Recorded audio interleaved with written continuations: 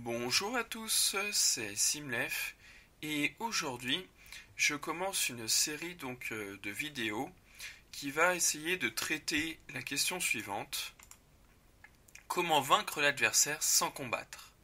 Alors reformuler un petit peu différemment, ça nous donne comment affaiblir sérieusement l'ennemi par des approches hyper indirectes. Alors je vais définir plus loin cette expression, mais sachez qu'il s'agit donc de manœuvres qui s'éloignent beaucoup du domaine du champ de l'armée et de la guerre. Alors je vais commencer par une partie de cadrage. En gros, je vais définir mon sujet, le cadrer, indiquer les enjeux et les limites de mon travail pour vous montrer que mes recherches sont tout à fait sérieuses. Par contre, si vous êtes un petit peu pressé et que vous voulez du concret, que vous voulez des exemples historiques, et ben n'hésitez pas à passer tout de suite à ma deuxième vidéo qui, elle, va lister ces manœuvres indirectes en donnant des cas historiques à chaque fois. D'accord? Bon, en attendant, moi je fais le cadrage. Alors, pour vous aider à comprendre ce que j'entends par une approche hyper indirecte, je vais passer par une sorte de métaphore, d'allégorie. Imaginons que la puissance ennemie soit représentée par cet individu. L'approche directe, ce serait donc de lui donner un coup de poing, un coup de pied, de le frapper, de l'étrangler, de le poignarder, de l'assommer, de lui tirer dessus par des armes diverses et variées, bref, etc., etc. Tout ça, c'est le domaine de la guerre, de la violence. Une approche rapide, évidente et violente. D'accord?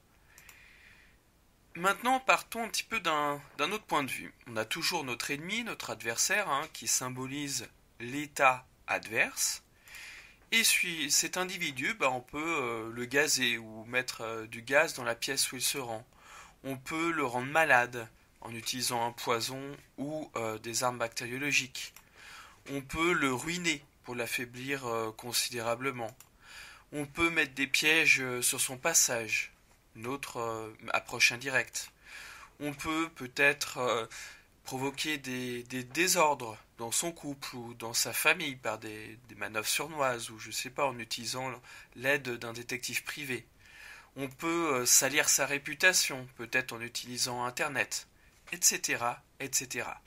Donc là, on est clairement dans des approches hyper indirectes, qui se traduisent donc par des attaques à petite ou à grande échelle dans des domaines, dans des dimensions, dans des champs inhabituels, dans des domaines qui s'éloignent du champ traditionnel de la guerre, de l'armée, du domaine militaire. D'accord? C'est ça, une approche indirecte.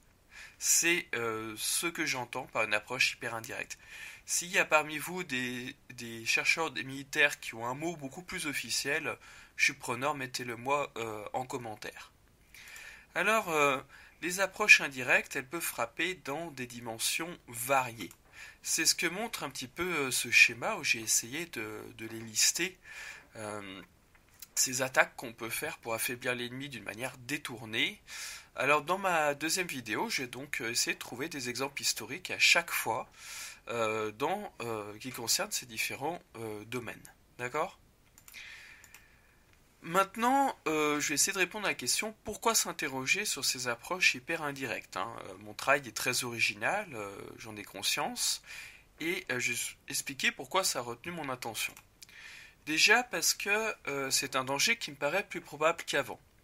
Plus probable que à l'époque des années 1990 où les États-Unis étaient le gendarme du monde, où l'Occident était en force. Ensuite, parce que actuellement, en 2021, l'ONU va mal. Elle n'arrive pas à gérer une crise comme la guerre en Syrie, par exemple. Elle n'arrive pas à remplir sa mission, celle du maintien de la paix. De même, le droit international, la Convention de Genève, tout ça, c'est un peu battu en brèche. On a du mal à le faire respecter, ou en tout cas, les Européens, par exemple, ont du mal à le faire respecter. La démocratie est en recul et les dictateurs se portent bien. Vous savez que les tyrans sont capables d'utiliser des moyens extrêmes, soit pour faire la guerre, soit pour rester au pouvoir, soit pour augmenter leur puissance. Exemple, Bachar el-Assad qui a fait usage d'armes chimiques. D'accord. Ensuite, on a des groupes extrémistes tels que Daesh qui livrent une guerre totale aux Occidentaux. Donc je me suis dit que s'ils avaient en leurs mains des armes chimiques ou bactériologiques, qu'est-ce qui les aurait empêchés vraiment de franchir cette étape et de les utiliser. Enfin, les armées occidentales ont souvent, depuis la guerre du Golfe de 1991, une grande supériorité sur leur adversaire, notamment une avance technologique importante, des drones, des satellites, tout ça.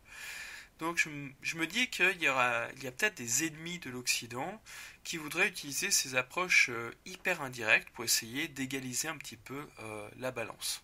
D'accord ? Alors, d'autres précisions, dans cette série de vidéos, je vais essayer de ne pas apporter de jugement moral. J'ai bien conscience qu'il y a certaines approches hyper indirectes qui sont tordues, perfides, perverses, horribles, terribles, par exemple les armes chimiques, l'utilisation d'armes chimiques. Mais mon rôle, ça va être un petit peu de les lister, de dire que ça peut exister, ça va pas être de juger. Ensuite, je vais volontairement mélanger les échelles tactiques, l'idée de l'art de gagner un petit combat, et l'échelle stratégique, l'idée de gagner une guerre. J'espère que ça n'embrouillera pas certains, mais c'est un choix de ma part.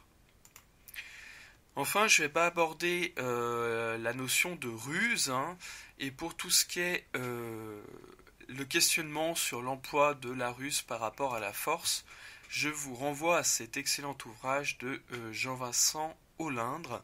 Il a fait récemment un article qui est disponible sur internet qui s'appelle L'emploi de la ruse dans les conflits contemporains, qui est tout aussi réussi.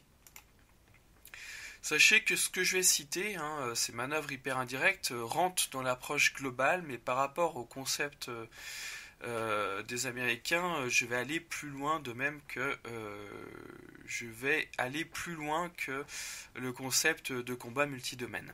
D'accord ? Enfin, selon certains philosophes, on doit indiquer les limites de son travail, alors je vais essayer de le faire. Mon travail mentionne des approches hyper indirectes qui restent quand même rares quand on en fait la liste, mais je pense que c'est pas parce qu'elles sont rares qu'on doit les oublier ou les sous-estimer. Et peut-être, je dis bien peut-être, que mon travail sous-estime les règles, les traditions et les conventions. Je vous en laisserai seul juge. D'accord ? Donc, la prochaine fois, je vais commencer le listing de ces approches hyper indirectes pour affaiblir l'ennemi, pour l'attaquer dans des dimensions inattendues. Et je commencerai par les attaques plutôt classiques, notamment celles qui concernent le domaine du renseignement, ou plutôt des services secrets, du terrorisme et de la criminalité. Merci pour votre écoute, pour vos commentaires, et à bientôt.